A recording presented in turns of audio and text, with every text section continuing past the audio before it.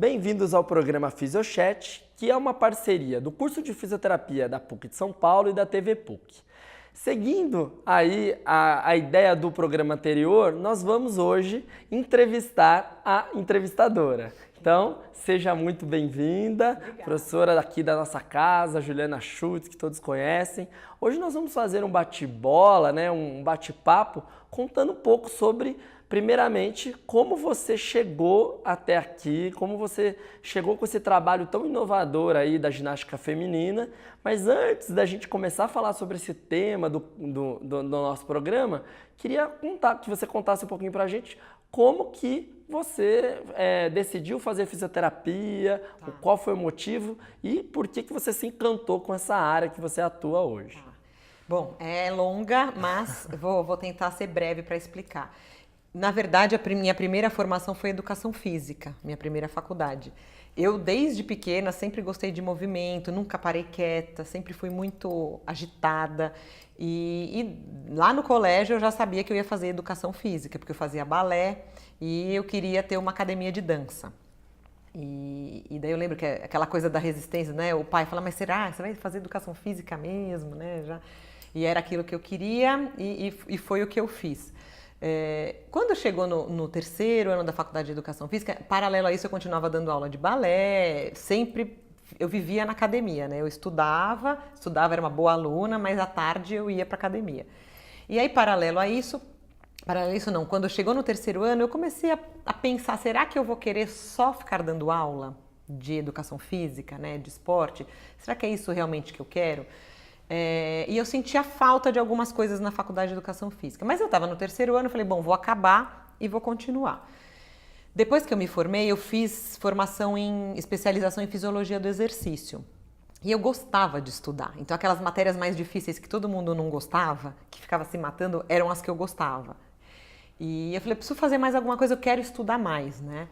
E nesse meio tempo eu fiz um curso de postura no esporte.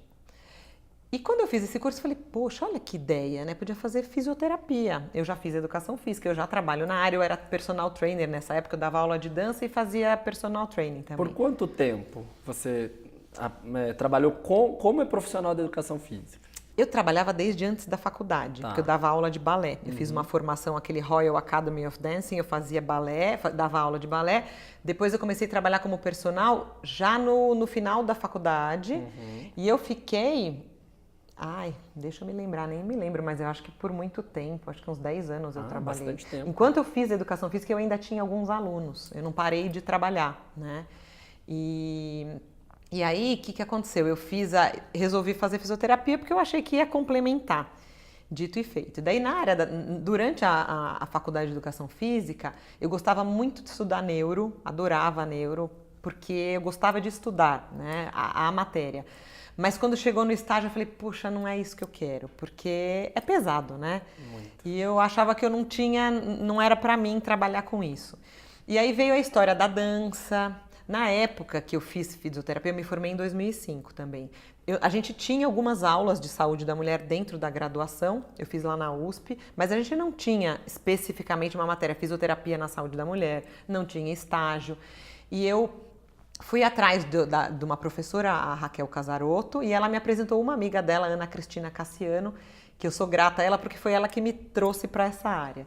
E aí ela me orientou paralelamente, assim, né, junto com a Raquel Casarotto, o trabalho de conclusão de curso que já foi na área de incontinência urinária, bexiga hiperativa. E aí foi. Daí eu mergulhei, era isso que eu gostava, porque tinha muito a ver com a história da dança, do corpo feminino, e eu comecei a ir por este caminho.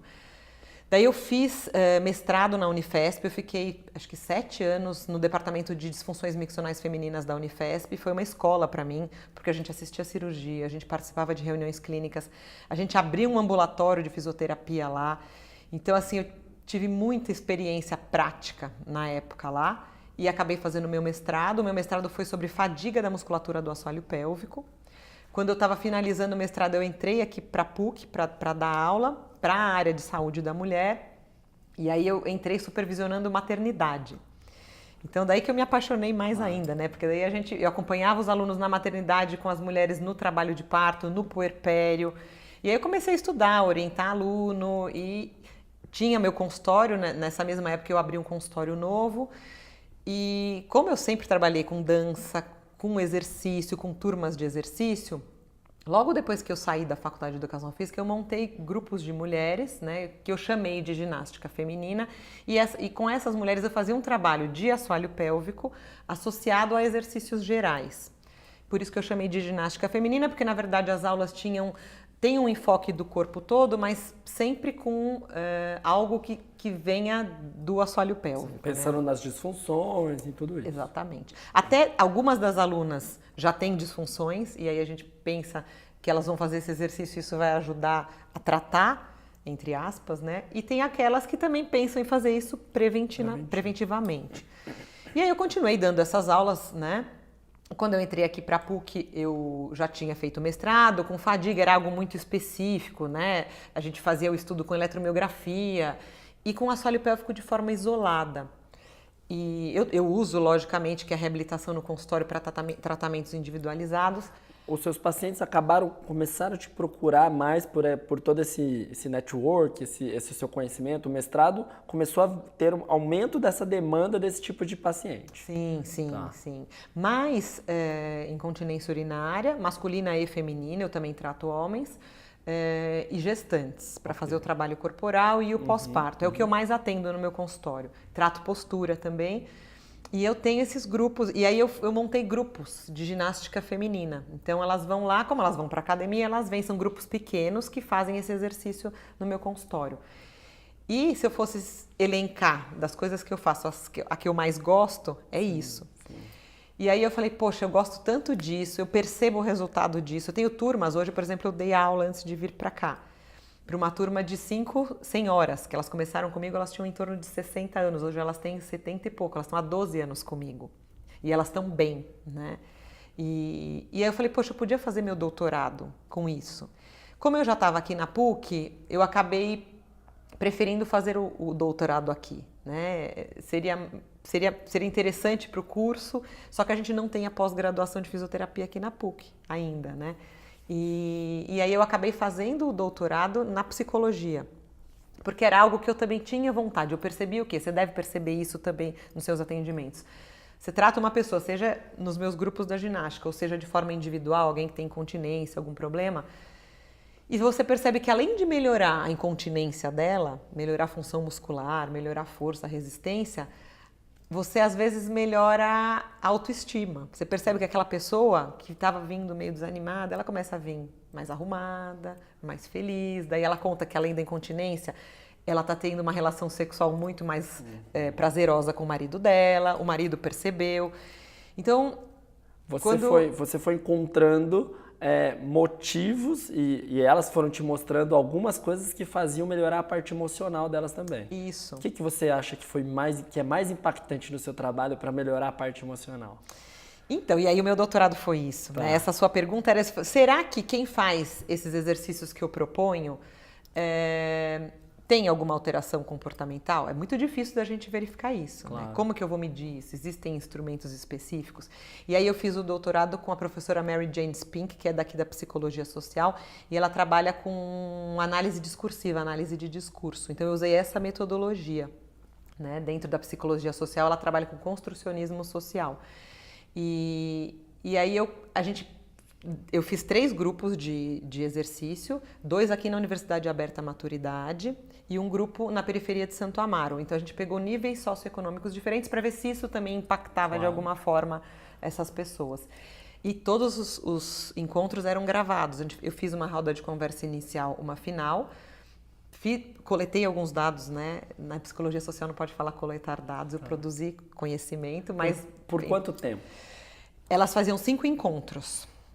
Eram 5 encontros semanais de 2 horas cada. Cada encontro tinha sempre algo educativo, então eu fazia algo um pouco teórico a respeito do que a gente ia trabalhar e depois a gente tinha exercícios práticos que seguiam uma metodologia que aumentava progressivamente ao longo dos 5 encontros. Então, o primeiro dia era basicamente percepção e consciência do assoalho pélvico, com uma aula sobre o que é o assoalho pélvico, qual a função, para que eu devo trabalhar, né, o que melhora se eu exercitar. E ao longo do tempo eu ia falando de respiração, de postura, para cada aula tinha um tema e eu ia acrescentando exercícios na prática. No total eram 5, para cada um desses grupos, e todos esses encontros eram gravados. Na verdade, eu fazia diário de campo, então tem as falas dessas mulheres, porque a gente queria saber o que isso provocava nelas. Claro. E assim, a gente teve foi muito interessante, né? Se alguém tiver interesse de ler a tese, tem todos esses registros, foi muito bacana e reforçou aquilo que eu achava, né? Então, ao longo do tempo, elas foram trazendo questões sobre sexualidade, elas referiam que elas estavam melhores na sexualidade, e assim, todas idosas, né? Teve uma relação com os níveis sociais, porque a gente pensa que às vezes quem tem mais condição, às vezes fala mais ou tem um pouco mais de informação e consegue achar que você vai poder ajudar mais. Como foi isso? Sim, a gente notou isso especificamente, que as que tinham um melhor nível social, algumas já tinham conhecimento prévio. No geral, nos 2 grupos, independente de nível socioeconômico, o conhecimento a respeito do que é assoalho pélvico era muito baixo. Tá? Aqui na Universidade Aberta era um pouco maior do que na periferia, mas ambos os grupos, a maioria, eu não me lembro a porcentagem certa, mas num grupo foi 70%, no outro 50%, algo assim, tá? Muito, né? Você pensar em mulheres que já tiveram filho, que já engravidaram, que têm relações sexuais, já tiveram relações sexuais, não sabiam o que era assoalho pélvico, claro. Tá?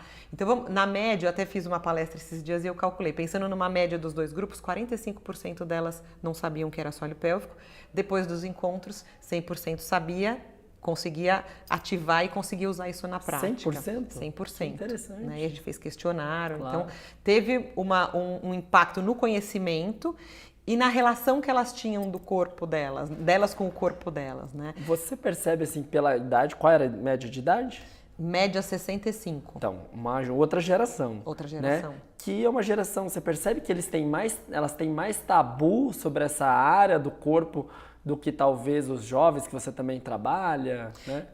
Então, falar sobre, no começo, isso foi algo que eu até escrevi, ao longo dos encontros, se você comparar o primeiro com o último, tinha um dos encontros, o 4º, eu levava equipamentos, eu levava cones vaginais, eu levava massageadores perineais, equipamentos que a gente usa na prática clínica para tratar e que também são vendidos em sex shop. Claro. Então, nos 2 grupos, independente do nível socioeconômico, elas, nossa, mas eu posso usar isso terapeuticamente?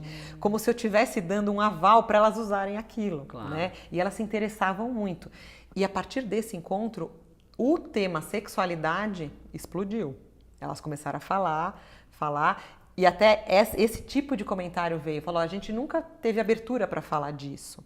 Teve uma que comentou assim, olha, eu lembro que uma vez eu fui fazer exercício numa academia e alguém falava, não, ela foi fazer exercício num grupo numa igreja. E aí mandavam ela fechar a perna. Né? E ela falou que aquilo foi muito marcante para ela. E foi justo num exercício que eu fazia a posição de borboleta. Ela, ai, mas olha que interessante, né? Não tem problema fazer isso. Então, essa coisa do tabu mesmo, de não poder fazer certas coisas, e que isso é uma construção que a gente tem da nossa formação, da educação, da cultura. Religiosidade. Então, assim, elas ouvem... né? Quando eu era pequena, eu lembro, meu avô falava para mim, fecha a perna. Ninguém fala para o menino, fecha a perna. Sim. E aí, isso é muito forte, porque aí a gente ouve isso de criança e quando a gente vai virar adolescente, a gente ainda tem que abrir a perna não é certo, claro. Né? Que eu não posso me tocar. E aí elas começaram a trazer essas questões. E foi muito bacana, porque eu percebi que esse método de exercício foi um disparador para a gente poder tratar dessas questões. Além de ter um benefício físico, a gente comparou também com incontinência, então elas melhoraram a incontinência, as que tinham, né? Não eram todas que tinham. Elas passaram a conhecer o assoalho pélvico que elas não conheciam, elas passaram a prestar mais atenção na postura e na respiração. Muitas tinham dificuldade com exercícios respiratórios que associavam a contração do assoalho pélvico com a respiração. A Ju trouxe aqui o livro para a gente mostrar, né? Acho que é bem bacana porque você, nesse livro, você conta um pouco mais de uma forma... Esse livro é Ginástica Feminina, do assoalho pélvico à postura ideal. Ele é voltado para qual público? Ele é mais para o profissional que queira aprender isso ou para este público aí do paciente? Leigo, né? Do leigo, que ele quer se conhecer um pouco mais. Qual que foi a sua ideia ao escrevê-lo aqui? Bem bacana. O que acontece? Eu já fazia isso há muito tempo na minha prática. Ele não era sistematizado metodologicamente. Quando eu fiz o doutorado, a minha orientadora falou, Ju, vamos fazer um livro, né? Porque você vai usar este método com as suas mulheres. Então a gente precisa sistematizar isso e ter isso publicado. Então essa foi a primeira produção do trabalho. A ideia era para o público leigo. Eu uso isso para o público, porque se você for olhar, se você for ler, você consegue fazer, tá? Qualquer pessoa consegue ler e fazer. Vou abrir uma página aqui para o pessoal de casa dar uma olhada. Tem exercícios mesmo. Passo a passo. Passo a passo de como fazer. Isso. Ele tem assim a parte inicial que seria um aquecimento, uma preparação, uma parte específica para o assoalho pélvico e depois, porque é o nome, né? Do assoalho pélvico à postura ideal. Porque eu não acredito na reabilitação pélvica sem integrar o corpo inteiro. Claro. Fazer só... Kegel, que foi o precursor, que fazia os exercícios isolados, ele foi o precursor. Então, isso já é ótimo, maravilhoso. Mas a gente avançou. E se a gente for pensar na pelve, a pelve conecta membros superiores com membros inferiores. Distribui cargas. Tem músculos estabilizadores de tronco que estão conectados a essa pelve. Como eu reabilito uma região sem trabalhar com essas conexões? Perfeito. A meu ver, é impossível. Né? Então, a ideia era essa para os leigos, assim, então quem quiser compra o livro, lê, vai conseguir entender o que é o método e fazer ele progressivamente. Mas tem muito profissional que compra. Tem várias pessoas que, Ju, estou usando o teu livro na minha prática clínica, as ideias, porque ele é básico. Ele tem só os exercícios básicos. No meu dia a dia, eu invento muito mais coisa do que isso. Ô, Ju, e esse livro aqui, que você escreveu um capítulo, né? Foi. Então, esse veio depois desse, por quê? Os editores quiseram trazer um livro... Tá aqui a fotinho da Ju. É o capítulo 14, que é mais ou menos um resumo do que é a ginástica feminina dos exercícios. O nome é muito bonito, né? O grande livro do amor e do sexo. É muito bonito. Porque é um conjunto de autores que falam sobre amor e sexo. Então tem psicólogo, tem terapeuta, tem uma outra fisioterapeuta que escreveu também... E aí, que eles trazem essas questões emocionais e eu trouxe a questão de que se eu quero melhorar a minha sexualidade, pensando... A sexualidade é muito ampla, envolve múltiplos aspectos. Mas eu posso ter também um componente físico, né? Se eu tenho uma musculatura que por algum motivo, se eu tenho uma infecção vaginal de repetição e isso me gera uma rigidez muscular, com certeza a minha performance sexual não vai ser a mesma. Vai ter mais dor, talvez? Exatamente. Então a gente trata muito disso no consultório, a gente sempre trata dificilmente, e os profissionais acabam, o ginecologista às vezes percebe, olha, tem uma paciente que está com dor pélvica, tem dor durante a relação sexual, eu acho que tem um componente físico envolvido. Você avalia ela para mim? E a gente trabalha deste jeito. Muitas vezes não. Eu fico imaginando que uma coisa pode levar a outra. Se eu tenho algo físico, isso me trava a parte emocional e a parte emocional interfere no físico.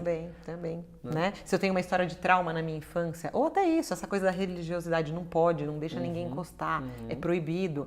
Sem querer, você responde esse comando, o que você faz? Você contrai essa musculatura. E daí, na hora que você vai resolver ter relação sexual, você tem uma certa dificuldade. Então, o trabalho normalmente é multi. E até a pergunta que você tinha feito, da questão delas serem mais velhas e das mais jovens, né? Tem uma aluna nossa que está fazendo agora o mesmo método que eu apliquei, é a Silvia Nofs, né? Ela é aluna nossa do terceiro ano, está fazendo iniciação científica, aplicando o método da mesma maneira que eu apliquei nas mulheres mais velhas, ela está fazendo nas mais jovens. Ela já está finalizando.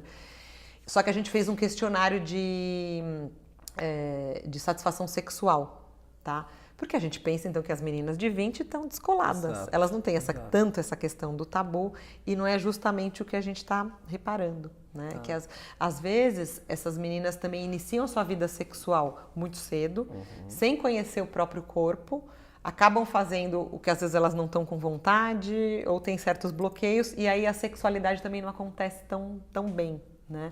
Então, eu acho que a gente precisa falar mais sobre assoalho pélvico, a gente precisa falar com as adolescentes sobre isso.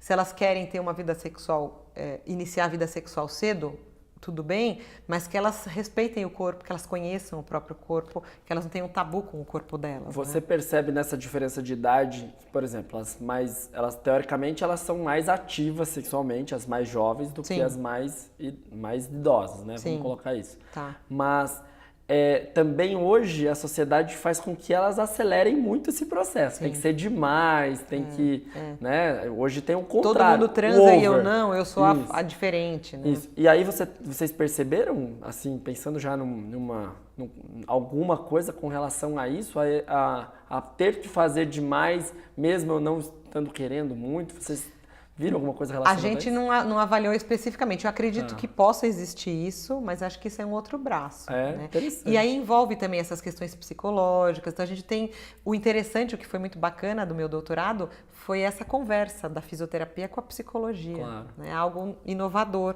a gente trabalhar de forma integrada. E é importante, a gente precisa, a gente mexe com a emoção. Né?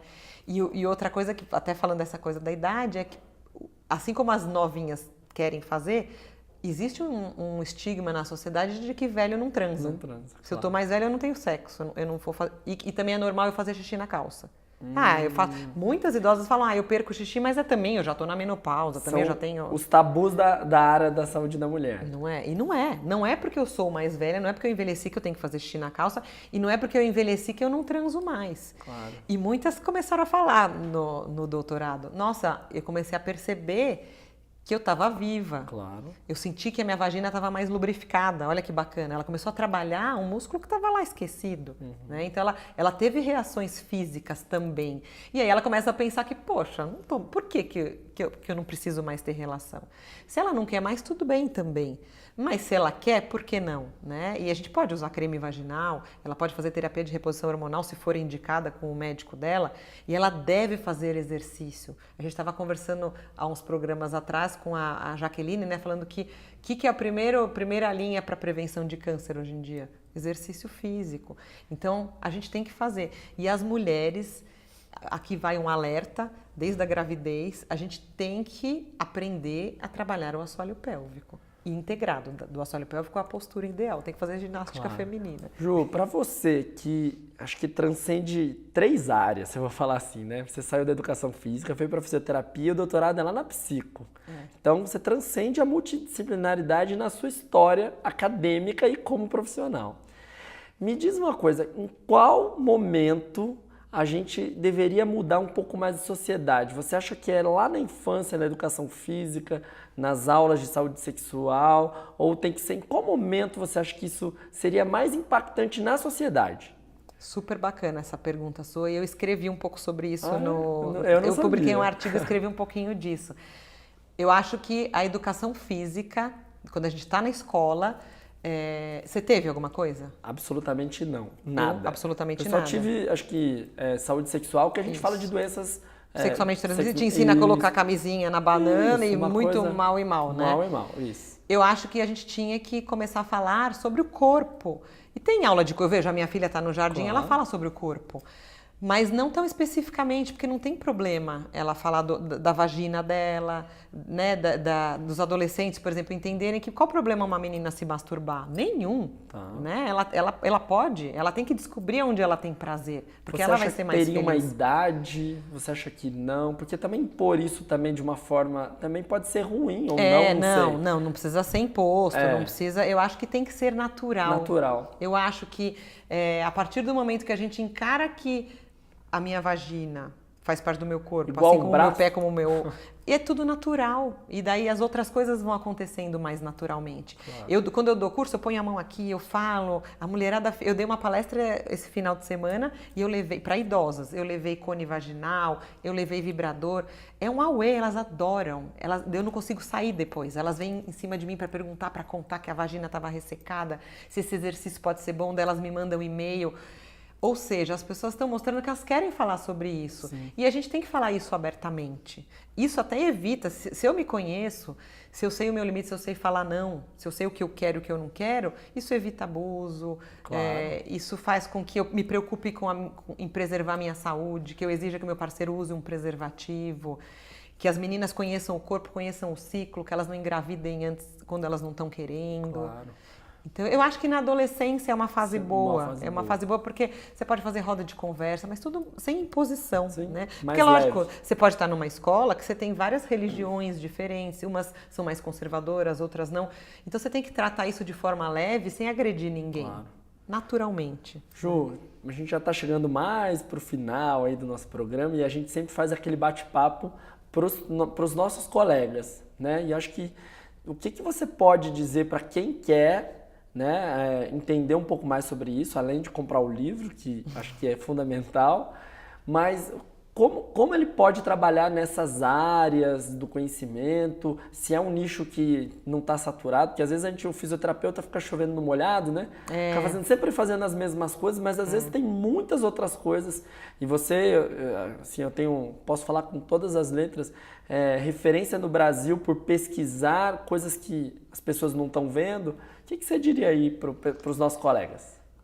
Eu acho que, em primeiro lugar, né? Então vamos pensar em alguém que quer seguir essa área da saúde da mulher. Ela era uma área que tinha muito mercado, agora ela já está crescendo bastante, temos especializações, tem muita gente fazendo isso, tem alunos fazendo pesquisa. Eu acho que tem que estudar a base, né? E eu indicaria o entendimento eu sempre falo para os alunos, o fisioterapeuta, ele precisa entender um pouco mais de treinamento. Então eu acho assim, se a gente pudesse estudar mais metodologia de treino, fisiologia do exercício, porque quando a gente propõe um esquema de tratamento para um paciente, a gente evolui, a gente está se baseando na fisiologia do exercício e nos princípios do treinamento. Então é algo que eu vejo que falta. Quando a gente lê os trabalhos, as metodologias são muito variadas, poucos acabam respeitando esses princípios, então eu acho que isso é fundamental. Então entender muito de biomecânica, entender muito de metodologia do treinamento, fisiologia do exercício, anatomia e algo que nem é evidência científica, mas assim, a gente pensar na intuição, né? Então assim, a gente conseguir ouvir o que o paciente tem para dizer é muito importante. Ju, muito obrigado, adorei. Ficaria horas aqui. Então, muito obrigado mesmo por esse bate-papo, a gente poder conhecer um pouquinho mais de você que só fica do outro lado. Então, obrigada, foi ótimo. Foi muito bom. Então, ficamos por aqui. Continue nos acompanhando nas redes sociais, no Facebook, no Instagram e até a próxima.